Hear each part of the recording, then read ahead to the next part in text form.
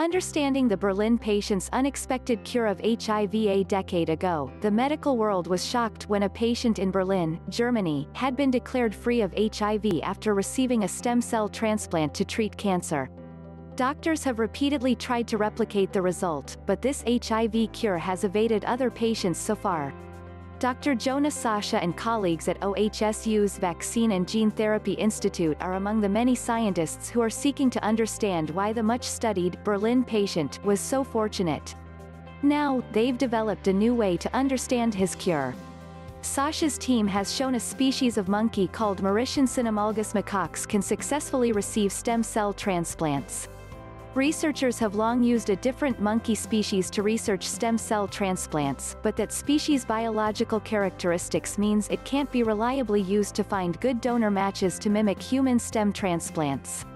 In a paper published November 10 in the journal Nature Communications, Sasha and colleagues report they successfully performed stem transplants on 2 monkeys more than a year ago that continue to lead healthy lives today. The recipients did not suffer from the many common adverse effects of stem transplants, including the grueling graft versus host disease, which can cause severe liver damage, rashes, diarrhea and even death. The finding provides Sasha a critical tool needed to explore how the Berlin patient was cured. As a result of the finding, researchers can also use Mauritian cynomolgus macaques to improve stem cell transplant outcomes for human patients with other blood-related conditions such as leukemia and sickle cell disease. Step toward gene therapy for sickle cell disease. A team of researchers at the Stanford University School of Medicine has used a gene editing tool known as CRISPR to repair the gene that causes sickle cell disease in human stem cells, which they say is a key step toward developing a gene therapy for the disorder.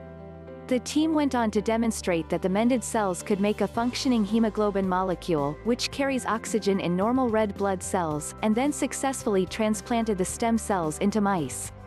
The researchers say the study represents a proof of concept for the repair of blood-borne genetic diseases, such as sickle cell disease and thalassemia. A paper describing the findings will be published online November 7 in Nature. Postdoctoral scholars Daniel Dever, Ph.D., and Rasmus Bach, Ph.D., are the lead authors. Matthew Porteous, M.D., Ph.D., Associate Professor of Pediatrics, is the senior author. A painful and deadly condition. Sickle cell disease affects 70,000 to 100,000 Americans and millions globally, inflicting suffering and high health care costs. Children born in high-income countries typically survive with the chronic disease, while those born in low-income countries typically die before the age of 5. The disease results from a single mutation in the gene that codes for one of the protein chains that make up the hemoglobin molecule. Hemoglobin is the main constituent of red blood cells and allows the cells to pick up oxygen from the lungs and drop it off in tissues throughout the body, from the brain to the muscles. The sickle mutation causes the red blood cells to make an altered version of the hemoglobin that forces the red cell into a sickle shape when oxygen levels drop. The sickled cells tangle together, blocking blood vessels throughout the body and causing severe pain and disastrous health consequences. The Holy Grail. Gene therapy, generally, has been the holy grail of gene-based therapeutics since the 1980s, with just a sprinkling of individual successes over the years. Increasingly, though, better techniques are raising hopes for practical therapies that can permanently cure genetic diseases like sickle cell. What we've finally shown is that we can do it, said Porteous. It's not just on the chalkboard. We can take stem cells from a patient and correct the mutation and show that those stem cells turn into red blood cells that no longer make sickled hemoglobin. Porteous said that in previous work, he has targeted sickle cell genes with an older gene editing technology, but that the new CRISPR technology is faster and easier to work with.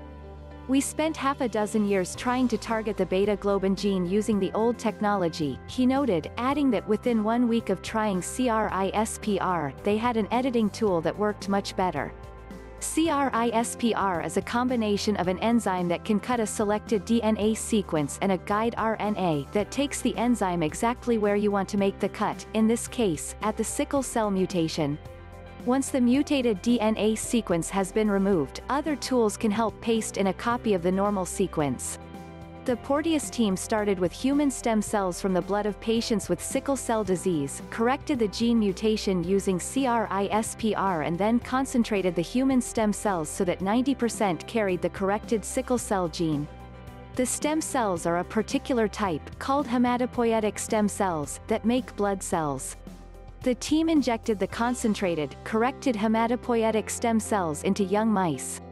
These stem cells have a property to be able to get from the blood system into the bone marrow where they then set up shop and start making other blood cells, said Porteous.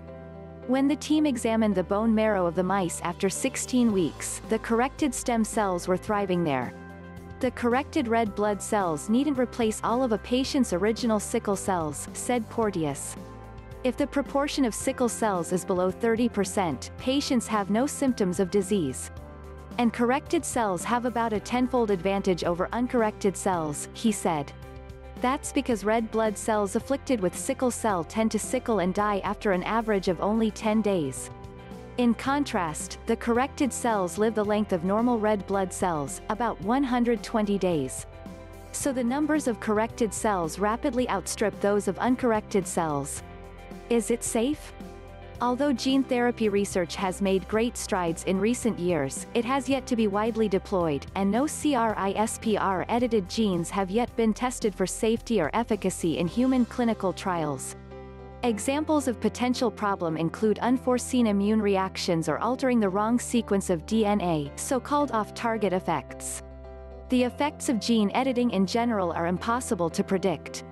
As Porteous said, the consensus in the field is that there's no one test we can do to prove that something is safe.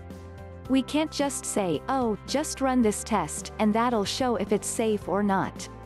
That test doesn't exist. Instead, he said, a series of different tests may each offer some insights about potential safety.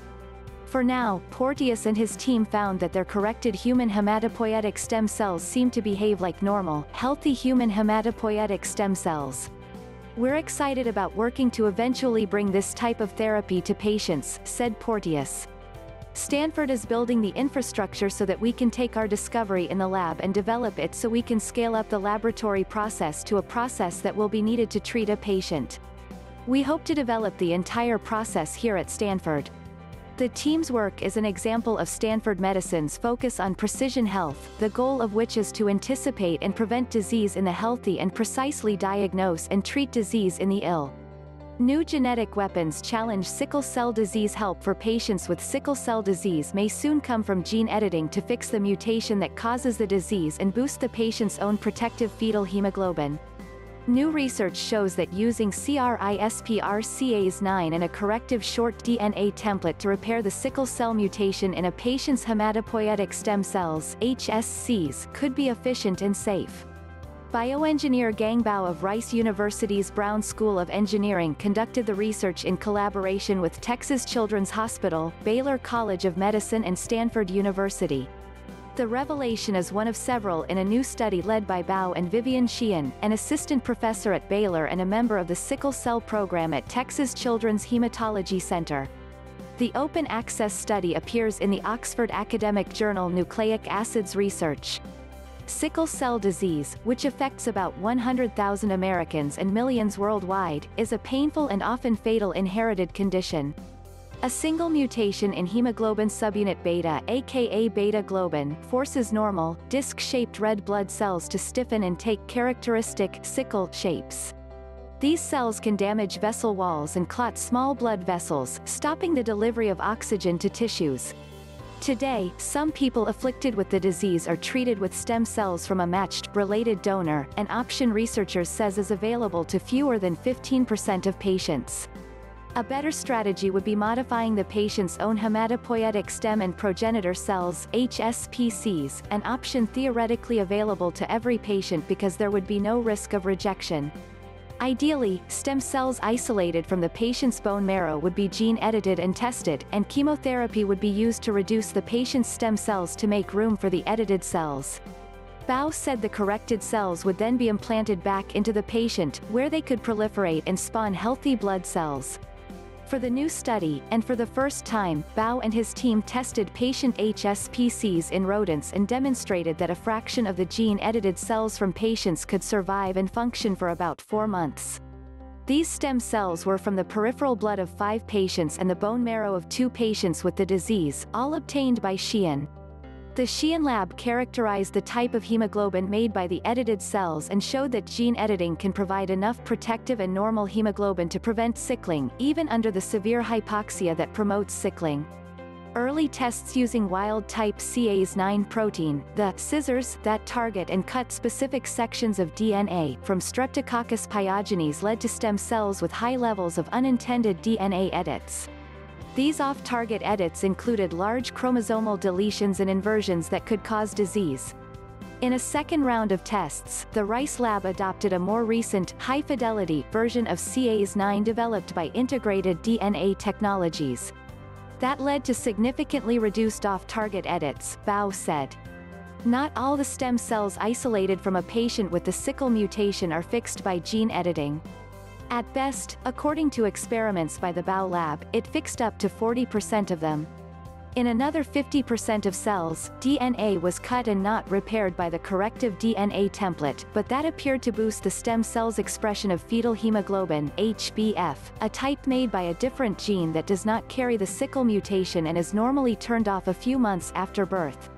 Fetal hemoglobin is known to mute the effects of sickle cell disease. Bao suspects that if the expression of fetal hemoglobin in edited cells persists, 90% of the stem cells from patients will either have the sickle mutation fixed, or have sickling prevented by fetal hemoglobin. Our hope is that if we take out a fraction of HSPCs from a patient's bone marrow and damage the remaining ones, then edit the HSPCs and deliver them back, the combination of gene-corrected and HbF-expressing cells will be enough to cure the disease, Bao said. That 10% of stem cells continue to produce sickle cells should not be a big concern, he said. The good news is that normal red blood cells have a lifespan about 9 times that of the sickle cells, Bao said. That means over time, the majority of the red blood cells would be normal cells. That's the scenario we would like to see. The researchers don't yet know if cutting beta-globin to boost fetal hemoglobin levels would provide a long-lasting benefit or whether it risks inducing beta thalassemia, a blood disorder that reduces the production of hemoglobin. There is a risk, and we need to understand it better, Bao said. It is also unclear how many stem cells must be edited to provide long-term relief to a patient. We don't know what percentage of the HSCs with gene correction could effectively treat sickle cell disease, he said. Some people say just a few percent, and some say 5 to 10%. My guess is around 5% would be sufficient, but the exact percentage could only be established through clinical trials. The road to human trials may still take some time, Bao said. Technology-wise, we are ready to do a clinical trial, he said. But just getting approval for a trial will require a lot of resources. We need to compile the data and do additional experiments to address the safety issues. Athletes with sickle cell traits are at more risk to collapse. Here's why. A recent study published in Southern Medical Journal, led by researchers from the University of South Florida, identifies a genetic variation known to affect sickle cell disease symptomology. This finding may explain why some collegiate football players with sickle cell trait (SCT) experience adverse clinical outcomes during periods of extreme physical exertion and others do not. This double-blind study is the first of its kind to test the hypothesis that genetic markers associated with the production of fetal hemoglobin are associated with symptom variation in a sample of collegiate football players. Results also showed that there are significant associations between symptomology and player body mass index (BMI) and weight and symptomology. The study research team, which includes Arizona State University, genotyped collegiate athletes with SCT for single nucleotide polymorphisms (SNPs) previously shown to affect levels of fetal hemoglobin and asked the athletes to complete a survey about the presence of symptoms associated with exercise collapse associated with sickle cell trait, and to compare themselves with their peers without SCT. We know of at least 22 sickle cell trait athletes that have died due to complications associated with their benign condition. These individuals were young and in excellent health, said Lorena Madrigal, Ph.D., professor of anthropology at University of South Florida. The results of this study show significant associations between SNPs and symptoms, and between one SNP and greater body weight and body mass index.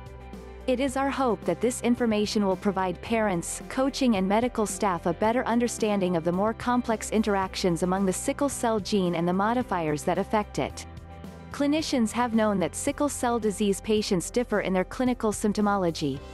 They also know that better outcomes are due to higher levels of fetal hemoglobin. These study results demonstrate the same to be true for sickle cell trait individuals, particularly for football players. Additional testing on larger sample of athletes is planned for the future.